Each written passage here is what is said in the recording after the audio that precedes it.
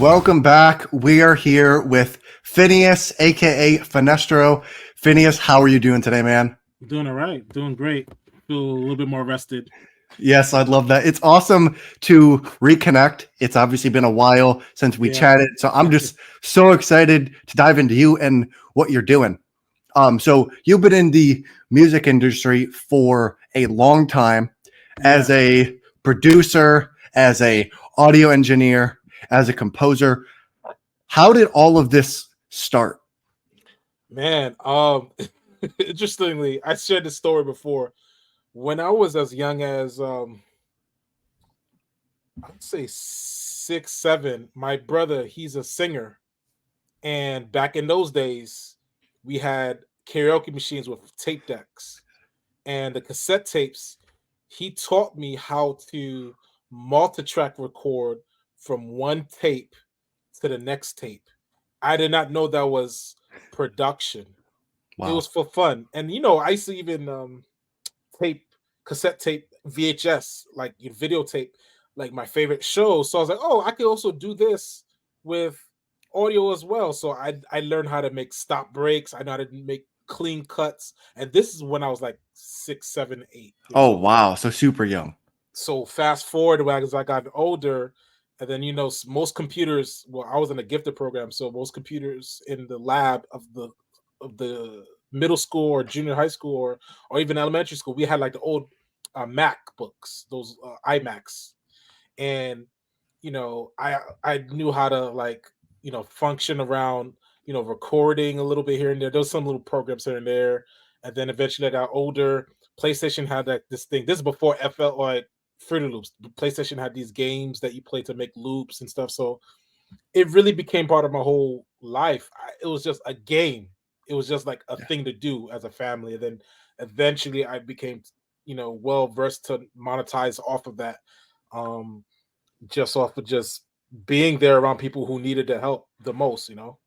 That's awesome. And it's crazy to kind of see that the PlayStation kind of led into your interest there because that shocked me because I wouldn't expect you, to kind of learn from like the PlayStation and like things like that. But that's kind of crazy. Yeah, And the PlayStation was really ahead of its time at that time. It was so crazy how the yeah, you could have done anything. And then F like Fruity Loops came out for PC and stuff. But I was really playing a lot of the PlayStation Music Maker games, making some cool loops and like beats here and there.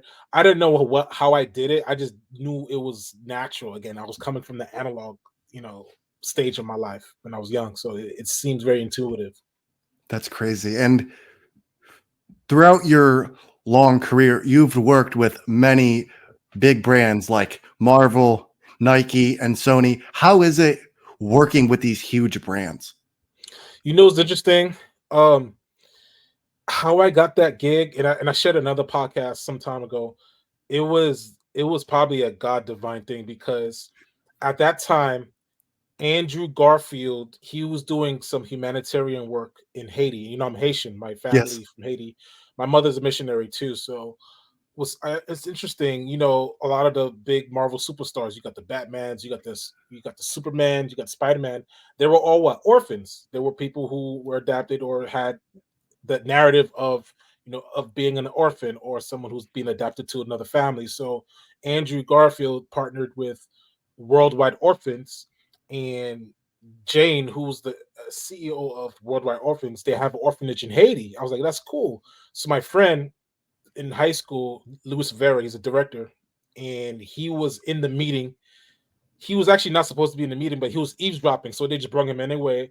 And the first person he thought about, oh, I got to get my friend Phineas to score this. And prior to that experience, this is 2012, I did not have any scoring experience. Like I only did the only thing that I had at that time was I had a song placed on the Kardashian show, which was like an EDM song, which did pretty well. Actually, it was on Kylie Jenner's 16th birthday, and that still pays me till today. That still pays me. So Jeez. that was the only reference of commercial success, so to speak. So yeah, and then they got my name in, and they was like, okay, Marvel. I think Sony, the producers, they said me, okay, we want it to sound like this. Mind you, the Spider-Man there, I think Hans Zimmer was the composer of that Spider-Man, of course. But they, because of my friend advocating to Andrew, I met Andrew like for a brief 20 minutes. It was like a promo that they was doing in the city in New York. And I was speaking to him and I told him about myself and stuff. So he advocated me to Marvel for me to do this. So I was like, oh my gosh, I'm like sweating. Like, so they sent me this whole brief. I was like, yeah, we wanted to sound like this. They sent me Superman. I'm like, okay, great. I gotta learn how to score, counterpoint. Yeah. So I was very gracious that some friends in the industry, they had some sounds. They lent me a hard drive. Yo, I have all the string sounds. So I was staying up for like almost 72 hours. I gave them 3 drafts and they Jeez. chose one of the 3, and the rest was history, and it's on the DVD on Spider-Man 2. And it's my original work. They did not pay me for that gig because I work with a nonprofit, but my copywritten original work is on an actual DVD. You can listen to it. So that was the big door opening for me, being that I wasn't signed, being that I was, besides Hans Zimmer, I'm the other composer Yeah. on a big blockbuster film promoting my home country. That's, if that wasn't a God divine thing, I don't know what that was. So I think it had a little to do with my talent, and how it had a whole lot to do with my impact and my availability, and the Yeah. rest changed my trajectory in my career from there. That's awesome. And you said that you didn't have any scoring experience before Prior that, to really, that, prior. no, a lot of people don't understand. I came from a very interesting background. So I started playing in a church, in a gospel church, Okay. guitar, but I didn't go the gospel R&B hip hop route that everyone did in my church. I actually went the opposite. I did more EDM, dance music type stuff, remixes. So that was where I was coming from. Because again, the first placement that I've gotten was actually before the Kardashian show. It was Jeremy Scott, Adidas wings. He made his wing sneakers, and they used that music on Adidas. And then a week later, I got a congratulations, your song is placed on a Kardashian show, Jeez. which blew my mind. Yeah. So I understood that licensing your property or music to something, it was a big deal. And this was back in 2012. So I could say that coming from that gospel world to just do completely something different that no one in my area was doing, I knew that I had no competition. I just Yeah. did it because I loved it and it was fun to do. And I think because it's the same thing, kind of like when I was young, just swapping audio, learning the ins and outs of what the program does. I'm a musician, so I'll figure it out. And it sounded good enough for it to be on a DVD of Spider-Man. I'm sure it's good enough to do other things. So, Yeah. I mean, That's amazing. That's insane that, just how like opportunities come about. Like, wow, like this is crazy. And so, are we good? yeah, I'm good. Okay. On top of that, you're also a Emmy nominated composer for the film Unmarked. Could you kind of give a backstory on how this happened? Another divine connection. So, the lead composer, he go by the name of Jordan Preston, and he's in town. He's an amazing guy. I've known for a while since I moved down here to Lynchburg, Virginia. I'm from Brooklyn, New York, but I moved back to the college town that I went to college here. I went to Liberty University, and that's where I reconnected with my wife. I got married. I moved here. The whole fairy tale. So he told me, "Hey, I need help. I need some composing for this film." So little did I know. Another story I wanted you to know. Uh do you remember, was it Alex Haley? He did the Roots, the original Roots, the book.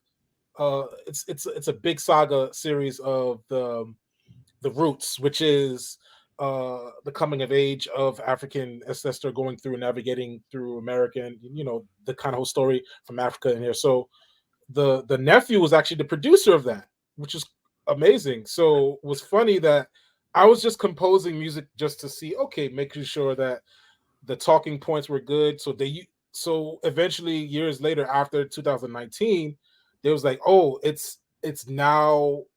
um it's now going to be used towards to promote the awareness of the African burial grounds all over the nation from Richmond, New York, all the way down. So this is a big deal because basically this film raised awareness to a lot of the nations all over United States. All these unmarked slave are freed people who don't have don't really have like a gravestone. So this film exposed that, and the music that I helped online was were able to help magnify their narrative, and PBS picked it up, and then a year later it got nominated for an Emmy. It is an independent film in Virginia, so that blew my mind. I was just like excited, you know. Yeah, that is super exciting. And alongside that, you also have a Billboard #1 hit with Red Velvet. Was the creative process for the film um, Unmarked different than the creative process working with Red Velvet? Oh yeah, that was because interestingly, I did that song with my friend, my best friend actually, Kevin Mazel. Shout out to him. He threw to me the alley oop. So Kevin, he and I, we both were raised in that whole like Haitian community in New York. So he went off and did stuff with French Montana, the Coke Boys, and P Diddy and those guys. For those artists, and we kept in contact. You know what I'm saying? Because we've been through the humble beginnings together. So he hit me up. He was like, "Oh man, this is for a K-pop group." Or no, no. He asked me. Actually, originally the song actually was for Ariana Grande. It was for Really? her. Yeah, one of the writers, Lyre, Lyre, the singing group that do a lot of production for a lot of these K-pop artists. It was originally for her, and he sent it to me, and I was like, okay, let me see what I could do. And I did my part. He did his part, and I moved here uh, in March 2016, and then around February, that's when I found out. Yeah, it got Billboard #1. I was like, oh snap, that's that was cool. Yeah. And it was amazing because it was a song that I did in the kitchen or in a in the train, and I sent my song, my stuff. But where for Unmarked, I was in the studio with Jordan, and I was doing all my sounds, and I was just collecting all the assets for every possible scene that they would use, and I gave it to the producers. I was like, "Hey, do whatever you want with them." So it was a different process, but again, collaboration. That's the power of collaboration. Like you give your best, and you just hope that it lands. You know what I'm saying? But when Yeah. you give your best and you're aligned with the right people, especially for those very specific needs, there's no stopping you. You know what I'm saying? Why I gotta do everything? Just do your best and pass it along. Yeah, collaboration is super important. And if there's one thing that you wish your clients knew about music production process, what would it be? Learn the business. Learn the business. Uh, the production process, I was able to, I guess now in my later life, I learned now to delegate the task because even though I can edit and do all these things, I can, but I have two kids. Give people an opportunity to work Yeah, yeah. and enjoy the process because I feel like, you know what? I could cut myself 60, 40 to 60% off of what I make just so I could get more income. Mhm. Spread out to people who could do that work or specialize in that. So that way I don't have to worry about being up all night and all these things. So learn how the business is ran and choose what side you're going to be in. And then from there, um, advocate yourself in such a way that you don't have to show proof that you're worthy of getting this gig or this placement. It will only show by your work ethic and the quality of your work. And also, obviously, you get production gigs based on your social media posts and how you speak online and how you treat other people and other things that are on variables outside of talent. Because everyone has talent, but not a lot of people has the resilience to, advocate for themselves. Especially a lot of my clients and collaborators, a lot of them are women. So I feel that you got to learn the business, and once you know that business, you can hack it and leverage it by using skills and expanding your knowledge by creating strategic planning on how you would angle yourself in a way online that will draw other clients that will pay you more than the regular. So it's really about understanding that business. Everything else will take care of itself. You know what I'm saying? Yeah, for sure. Yeah. And to kind of switch gears here, you partnered with the Academy of Arts for an artist residency program in Lynchburg, Virginia. That's coming out in 2024. From Yeah. a local perspective, what are you most looking forward to as this program starts to unfold? That's a good question. So I'm in a really interesting spot. It's weird because when I moved here to Virginia, it's so weird. Like when I moved from New York here, and I was doing music full time, and I was doing some tech jobs here and there, but I was doing mainly music. But now, what's interesting, because we talked about it. You know how much money you make on how much taxes you got to pay. Yes, yes. Yo, like I made more money doing what I love here, living here, than living in New York. And it's strange because all the opportunities are in New York. That's a falsehood lie. The opportunities are where you make it and how where your tensions are derived, because it didn't make any sense. I was like, I DJ'd here, I'm getting married, and I'm like, yo, I'm making more than living at home.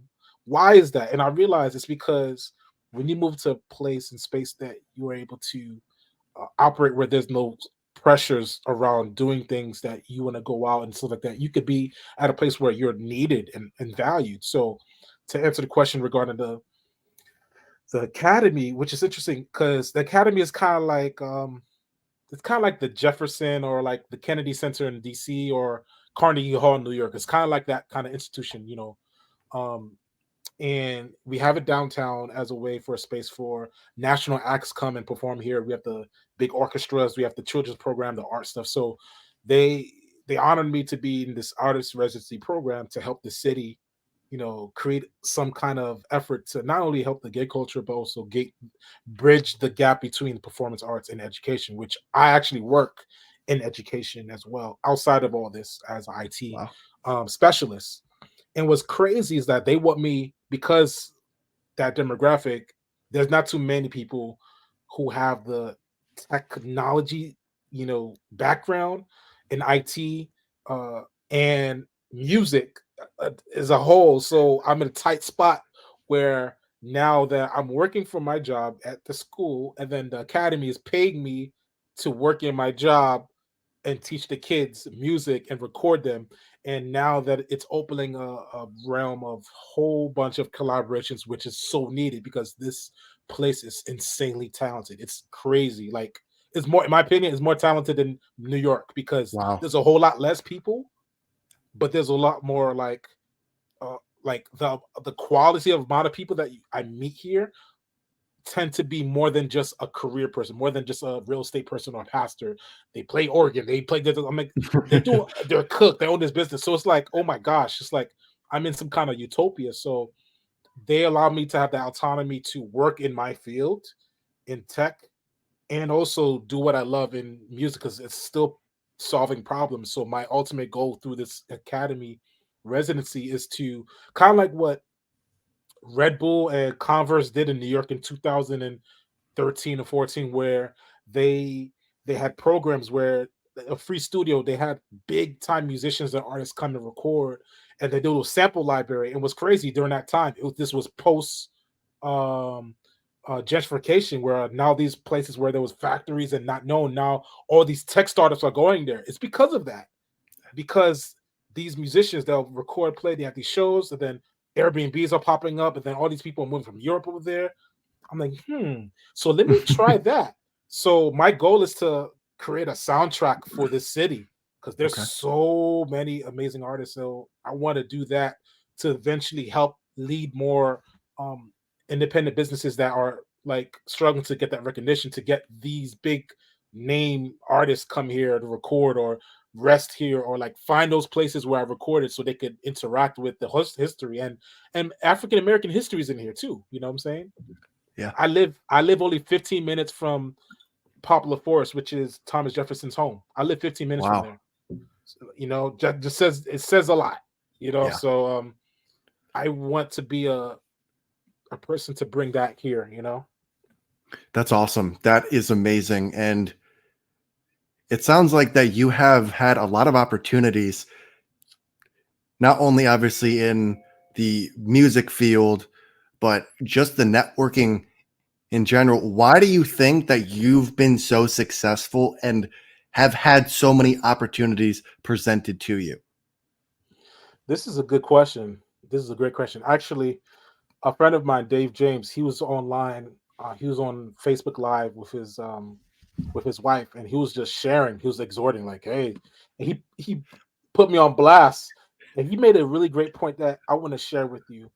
Um, the resume, it gets you the job. That connection gets you that job, but what gets you the promotion, what gets you wealth, is impact. I like that. It's being able to help that person, or the other person, and not expecting in return, but just knowing that you have the ability to help solve a problem. It could be very small. It could be like it's not saying giving everyone favors, but in that Yeah. way, it's like, like you put people on. People remember that, and I remember, just to go back. They didn't pay me for that Spider-Man gig for Marvel. They didn't pay me that. It was through the nonprofit, and I was fine with that. But little did I know that some years later, those alumni, those youngins that was gaffers, that was this, that was doing that. One of them, they went to Nike. They worked for them. The other one worked. And they calling me. They Instagramming me, and they're like, "Hey, we want you in this project." So it's like people remember how you make them feel, and especially when everyone's stressing, they see that, oh, you're not qualified for the job. You didn't do this before, and you make everyone look great. You know what I'm saying? And you did it in such a gracious way that you didn't expect it in return. That opens so many other doors, and that goes to say, like, there's times where I work with artists. I've given like ungodly discounts where it's like, man, why are you in business? But sometimes, and I say this, some money comes with a price. Yeah. Some money comes with a price. So I was like, I have this really talented artist. They don't got much money. They're making some decent income, especially those who are family, oriented artists. Like maybe there's a single mother or someone, just getting off their feet and they want to create this project. Like I cut some breaks, not all the time, but you got to be really exceptional for me to do so. Yeah. But even then, I do it at a way where it's like has to make sense. Yeah. Um, and I find it that impact comes when you help someone else, because you don't know what they're going through. Because online is you can see all their victories online, but you don't know what their victories are in their private life. They may not have any. So be that win. And I think that's what separates me from a lot of people in the industry, because I'm very talented. I know what I'm capable of, not just in the music industry, Yeah. but also in my trade, and as an IT professional, as I having teaching and training other people, you know, being able to simplify complex things. That's a skill set, a lot of people do not have, that could transfer over in any industry, Yeah. but also still don't care, about Yeah. what other people think, and not have to struggle because of the idea that I live my life open palms, and that explains why a lot of things come to me, you know and it's great that I'm a conversationalist, but also I care for people. I could call people off if they're not telling the truth or they're not living authentically, but you know what I'm talking about. So Yeah. Yeah. impact is so much higher for me than income, because you cannot buy um you cannot earn or buy a story. You cannot buy hard work. You cannot buy resilience. You cannot buy respect. You know what I'm saying? Yeah. Yeah. It's on that level. So I feel like, and you could talk to the other collaborators that you saw I work with. They might say the same thing. Like I I treat everyone like the gold. You know what I'm saying? Because there's a purpose. Yeah. So Yeah. that's Yeah. that's why. I love that, the fact that you lead with not only impact, but you you have that awareness that it's not about how, it's about how you make people feel. And I think that's insanely important, not only from, like you said, a money perspective, but just a human perspective. There we And go. you also mentioned that you have 2 kids. How did becoming a father change your perspective on life?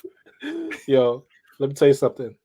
When my second child was born, what do you call this? Is imposter syndrome? Yes, yes. It went out the door. It just because I had my first child during the pandemic, and then post pandemic, my second child. I don't know what imposter syndrome is. It's like it's at the point where I hate to say this, but like, and I think it's not even an OCD thing. It's just like, oh, I wish I could have done this better. Like, literally, I hand in I can't say sloppy work, the work that in my OCD brain is not at the standard, and they're loving it. And I'm like, yo, and my wife just, she's always that voice of reason for me. She's reminding me, like, hey, maybe you're just overthinking things. Maybe you're just focused on the things that don't matter. Because at the end of the day, you could be a savant and want to strive for perfection at, of a certain thing, but we don't consider the end goal or the end audience who may not have the brain capacity and neurological connections that you have and sensitivities to see the subtle mistakes. And I embrace my neurodivergence. Maybe that helped me understanding I have a limited amount of time to create. That's what So being a parent made me a lot more creative, and I don't waste time anymore. Like, I did, like, I'm not exaggerating, since last January, I would average maybe roughly 30 songs a month. Like, Wow. yeah, 5 all by myself, Yeah. but because of my collaboration, I'm talking about 30 to 50 songs. No, like 30 to 40 songs per month. One, like maybe from one person, get 10 to 15 songs because I know myself, I know my strengths. So I'm like, okay, I could do this with this person. So I'm kind of managing my projects based off of what the client needs. And I'm like, let me multiply myself. And it's like, yo, I get a whole lot more done. You Yeah. know what I'm Yeah. saying? And Yes. I met her for her. She'll tell you because she's a witness of my growth because Yeah. she now lives here. So man, I ain't playing games no more. So That is working awesome. with me, you get it done. That Yeah, that puts me into more discipline. for sure. And I have 2 more questions. One, if you could have dinner with someone from the past and someone from the present, who would it be and why? Okay. Woo. Um, from the past, I would like to talk with. That's a really great question. Wow. I have to think about it. Okay. Someone from the past who I would talk to. Man, that's a great question. I guess let me think about it. So someone in the present that I would like to talk to. Um oh, okay. The past. I would love to pick the brain of Prince Interesting. because Prince, a lot of people don't know. He also have neurodivergence. From what I was heard, he also had Tourette's at some point, but he changed kind of like your lifestyle. He changes eating Yeah. habit, lifestyle. I don't know if he healed from the Tourette's, but he definitely is a highly functioning neurodivergence because of the traits that he exhibited in the studio. His high output in terms of creating song after song after song. And this is like tapes. I'm talking about like you gotta cut the tape, and he played Wow. multiple instruments. Like you could not be from this planet if you operated at that level. I wanted to talk to him, uh, and because there's certain things that he understands about nurturing your craft and understanding the business, and he did both equally as well. And I'm sure he had a great team. And also, something that I admired him, his moves was very mysterious. He was flashy, but he was mysterious in a way, and I felt like that made him even the more of an influencer. Because if you think about it, Prince was the first person to really, before it was called the NFT, he was really the first artist to kind of create his own ecosystem. Like you had to, back in those days, you had to buy his membership, which was, I think it was $70 a month or something like that. And then you have to buy his money in order to stream his shows. And this is back in the mid 2000s. Okay. So he was on to something. You know what I'm saying? Yeah. And yeah, I just admired it. And also a quick story. I actually missed Prince by like 5 minutes. It was a friend of mine, Louise, she's from the UK. She invited me over to the village in the Lower East Side, and it's right next to the Blue Note. And I was actually supposed to play with the band, but I missed the set, so I had my guitar set up and ready. It was getting a little late. It was like 11:30, 12 o'clock. So okay, I'm gonna have to go home. It's getting late. As soon as I hit the D train express over the bridge, she texts me, "Bruv, Fritz is sitting right where you were." I'm like, so apparently he came through the exit. And it's crazy because the guitar that I had at the time, it looked like a guitar he would play. I had a Parker carbon graphite. It was beautiful. If I had stayed, oh my goodness. I missed about 5 minutes. So the future or the present, oh man.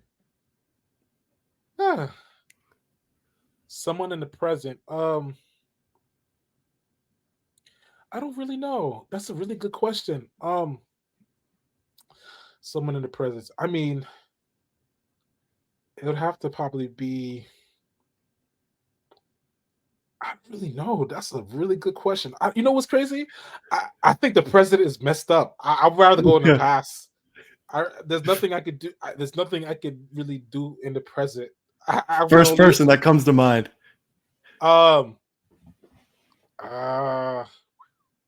First person comes to mind. you know what's interesting? I might be canceled. I might get canceled if I say this name. Jordan, was it Peterson? Yeah. Jordan Peterson. Yeah, he's very interesting. Yeah. He's very interesting. He came through a lot, and there's some things that he does subtly, branding wise, and especially with his daughter. They got a tight ship, man. They got a tight ship. I know what they're doing. I don't know what they're doing. I know what they're doing, but they got a tight ship. They really know what they're doing. I want to talk to him. Interesting. I want to talk to this dude. He knows That's something. A good one. Mm-hmm. I was gonna say Gary V, but he's overly polarizing and over-giving to the point where I could see what he is, and he's cool. But there's something different about Jordan Peterson that, Yeah. He's definitely one that I would want to talk to as well. He's cooking for sure. For sure. One last question.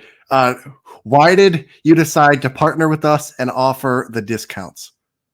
Well, man, since day one, like you were the one who was it? Was it WTF Taylor? Only few people really took the time to sit me down and be like, yo, this is how the business go. Like, because during that whole bull run, man, it was insane. You know what I'm saying? When we met at NFT NYC, a lot of people said it, but you were the few people that sat me down and like showed me the game plan. You, Cade, briefly, a metaphor, like really showed me what it was, and got to meet you, got to know what you was doing.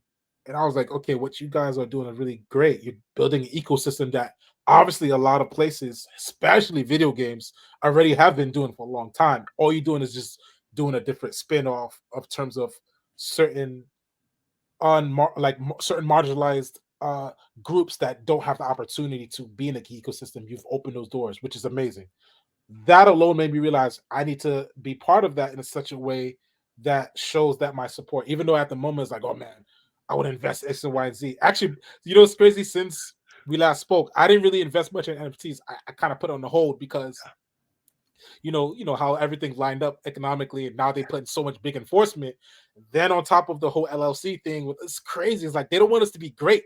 So I slowed down on the NFT for a while, Yeah. but the model, systematic model, it comes on other forms with the subscription, with other things, which I'm now implementing into my Shopify, which are easy plugins, which I could do using fiat money. But I learned a lot from sitting in your um from the can I was it Twitter Spaces, and Yeah, yeah, so the value that you've been offering so much, I was like, let me just be part of that. You know, even though I don't have like that much to invest at that moment at that given yeah, time, my given resources time as an investment could help someone else go further in their career. Let me just at least do that because I'm left with no excuse.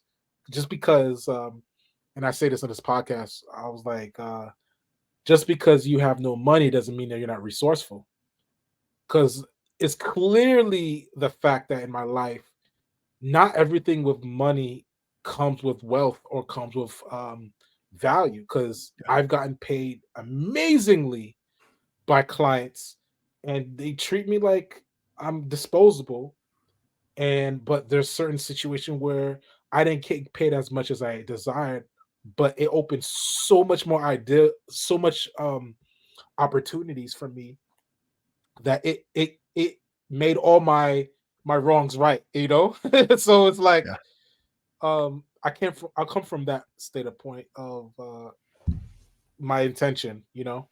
yeah. I like that. And why did you decide to offer the discount or Someone's discounts? there's other finestros, and there's other, you know, there's other people like yourself out there who don't got that like us.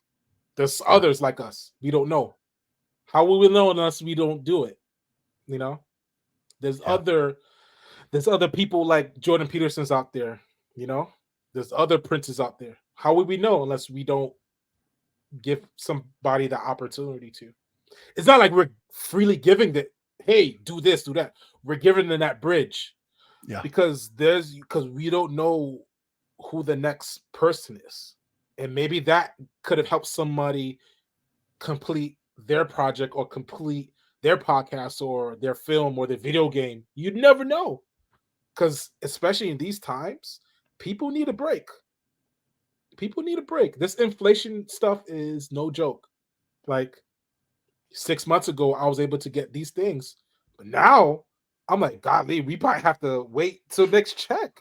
It's crazy, yeah, literally. So it's like, who am I to say, oh, I'm, you know, no one's undeserving to get some kind of bridge because everyone is still catching up. Not yeah, everyone has that, you know, freedom to choose to pay premium, but they could pay installments or at least get some here and there. Because at the end of the day, the goal is to not go over someone else and make money off of them. The goal is to solve a problem. If you're not solving a problem, then you are the problem. You know what I'm saying?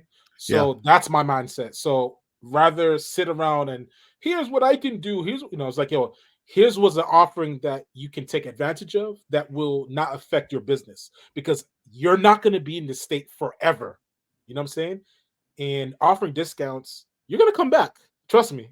You're going to come back. yes, You're going to come back, and maybe because how well the quality comes to you from me and what I've been able to help you accomplish, whether it's music, podcasts, or post services or anything like that, you're going to have other people and call and maybe refer me to other people. And that's great because at the end of the day, I'm not giving anyone favor. I'm giving people the chance to do what they are called to do just as much as someone gave me the opportunity to be in those big rooms. My name yeah, is in those big rooms not because I'm talented. I was in those big rooms because someone gave me the opportunity. So I'm just passing it forward. It's not a freebie. It's not like a I'm sorry for you thing. It's like, yo, someone did that for me because it's their core value. I'm doing it for someone else as well. So that's why I'm leading that forward, you know?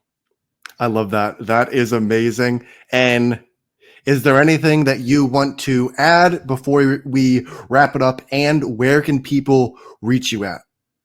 Yeah, you can reach me in my Instagram. You could DM me, Phinestro, Phinestro, all one word, in my Instagram, or you could direct contact me on my email. You go, I use iCloud because it goes to my phone, whatever. But or you could directly contact me on my website, which is Phinestro, Phinestro.com. Literally, I'm easy to find, I'm easy to talk to, and this is for all those people who contemplate whether you're an artist, whether you're a business who wants to get into podcasting or a video game, which I'm really happy. If you're into video games and developing video games, talk to me, come to me, talk to me.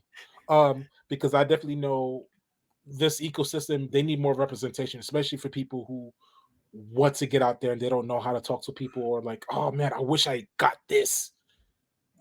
Sometimes you get in your way of your success. If you don't ask, you're not going to get nothing. So again, no project is too big or small. Just contact me, man. Just like, here's my situation. Like, I'm very understandable. I'm very diplomatic, but also I'm very negotiable. But at the same time, understand when you're coming. I understand where you're coming from is know your goal, and just don't be afraid to reach out. Like, not just to me, just anybody who's good at what they're doing. Whether it's, I'm really great at music production, scoring, immersive audio, all that stuff. You're great with finances and Thank and you. lining up, legacy building. Like, don't be afraid to ask questions. You know what I'm saying? Like, just reach out, because you not reaching out only hurts your business, your future, not them. Yeah, I love that answer. It was an amazing conversation. I actually learned a lot. Um, and you dropped some gems. I mean, there was some good stuff in there. So I just want to say thank you so much Thank for you for having coming me. on. I really appreciate just our friendship in general and this conversation. So, like, just thank you so much. I appreciate it. No problem, man. Anytime for you, man. Anything I know that you're part of is worth investigating, because you never failed me yet, bro. Yeah. Awesome. Well, thank you, Finestro. No problem. Thank you.